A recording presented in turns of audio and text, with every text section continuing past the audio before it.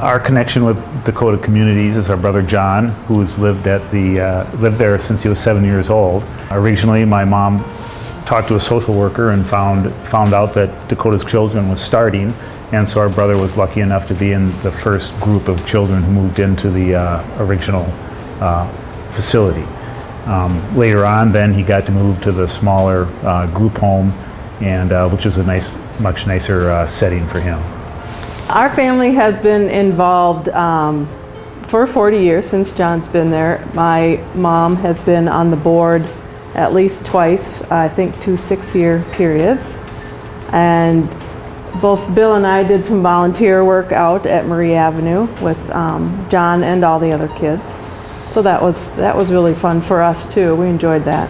I've worked with the Roberts family since I first came to Dakota Communities back in 1985, and over the years my memories of the Roberts have been just their many contributions.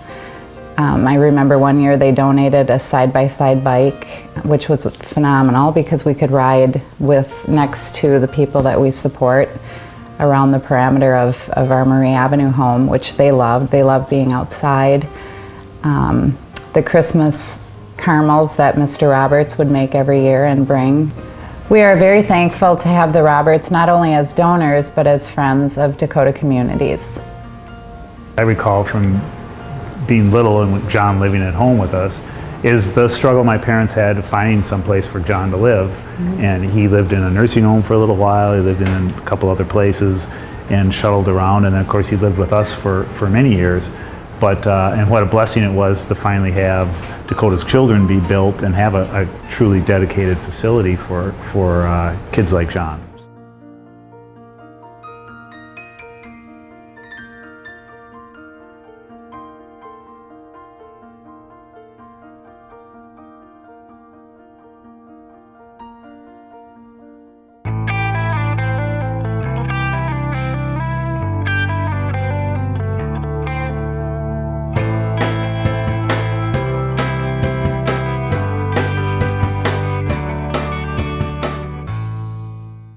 My formal involvement with DCI was through a strong-arm tactic by Galen, who kind of arm wrestled me onto the board. But that didn't occur until the late 90s, but going back to the 70s. Two things kind of occurred at the same point in time. Obviously, Dakota Children's became a reality, and the Tate Mark Charity Program that both of us have an involvement with also was created in 1972. Same year. And one of the things that the tournament does is fund organizations that have missions compatible with what DCI tries to do. So our paths kind of crossed early on, and then they've kind of run parallel paths ever since. My oldest sister, who was 2 years older than I, was born with developmental disabilities, and she passed away a couple years ago. So that was probably for our family the first time we had really an opportunity to understand what it's like for a person with developmental disabilities to kind of make their way in this world. And it really is an eye-opening experience and helps you understand that there are people everywhere who are in need, and that each of us who has the ability to do so really has an obligation to extend a hand. But it doesn't feel burdensome at all. I mean, it's a feel-good kind of experience to have the opportunity to help and take advantage of the opportunity. And for people who've done it for 40 years, that's pretty neat. And Galen Pate has actually played in the tournament for a long time. In fact, he played up until the point when he finally asked me, how much would it cost me to buy my way out of having to play in this event? And from that day to the present, that's exactly what he's done. He pays every year and doesn't play. And we don't care if he and we shows continue up or to not. cash his check.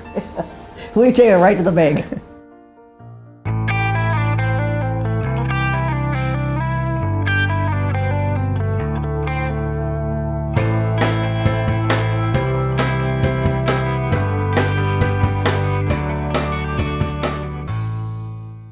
I actually first came to Dakota Communities when I was 13 as a volunteer and loved the work, loved the job. And when I became 16, I was employed at the Marie Avenue home. I started out as an advocate, and when I turned 19, became a senior advocate, was a program coordinator, and now in human resources. Jenny was one of the best advocates, senior advocates and program coordinators that Dakota Communities has ever had.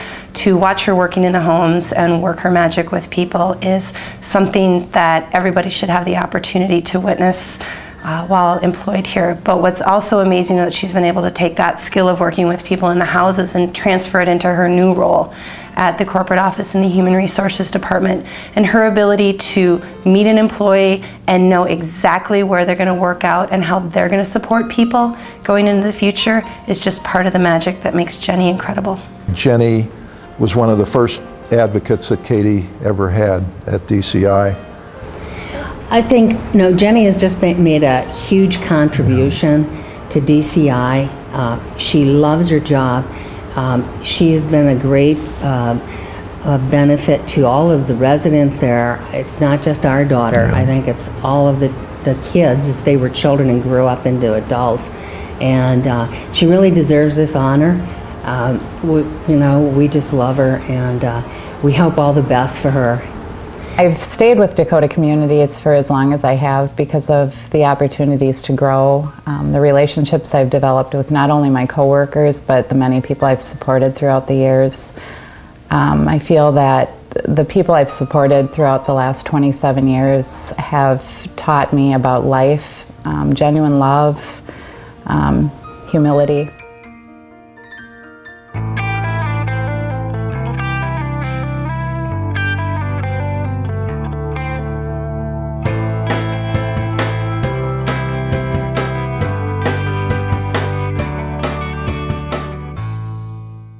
My connection with Dakota Communities began because of my son Nicholas. We were looking for placement for him, and Dakota Communities called, and it was like an answer to our prayer. It was a perfect place for Nick. We loved the staff, we loved the people, and it was a great experience for him. Unfortunately, he died after a year and a half of living at Dakota, but we have remained involved with Dakota. Mostly, my husband has been on the board for a number of years, but a few years ago, one of my former students who works in the administration at Dakota came to me and said, would I be able to help improve the menus for the residents of Dakota Communities? I said, well, I would be willing to do it, but I want my students to work on it. We started out on a project where the students did menus for each of the seasons and holidays. And it's just such a good experience for students because it's real. And they really love to do things that are real. It also plays into my passion, and my passion, one of them, is good food. A lot of the volunteer opportunities that we have are more on an individual basis, and a volunteer can come in and impact a house or impact one person, but through Julie's volunteerism with Dakota Communities, she's been able to impact not only all 33 of our homes, but also our non-residential services as well. She is that rare volunteer that gave her heart and soul, and everything that she's contributed to us is going to be part of our culture and seen for the next 40 years. The revised menu system is just so important to people who live in the Dakota community homes. And the reason is that people want food to be a point where they can get together. Food is so celebratory, and it's really important that the food be healthy. And the interesting thing that many people don't realize is they can be both. And I think the menus have shown that they are both, and we've seen some wonderful outcomes for the residents of Dakota Communities in terms of better health and more enjoyable food.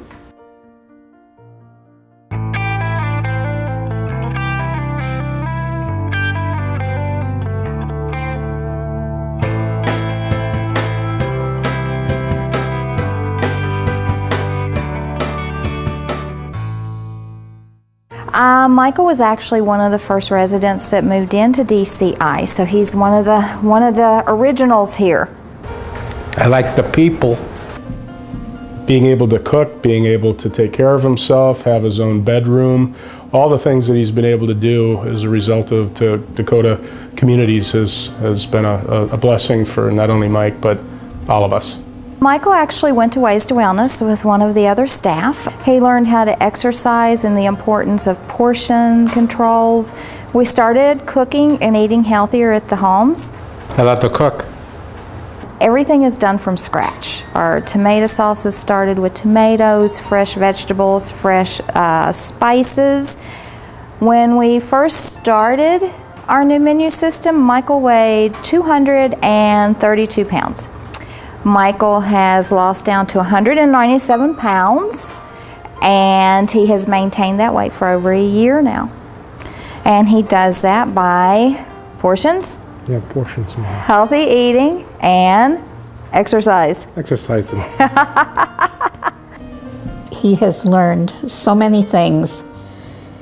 He's grown so much and is able to do way more than we ever thought he'd be able to do.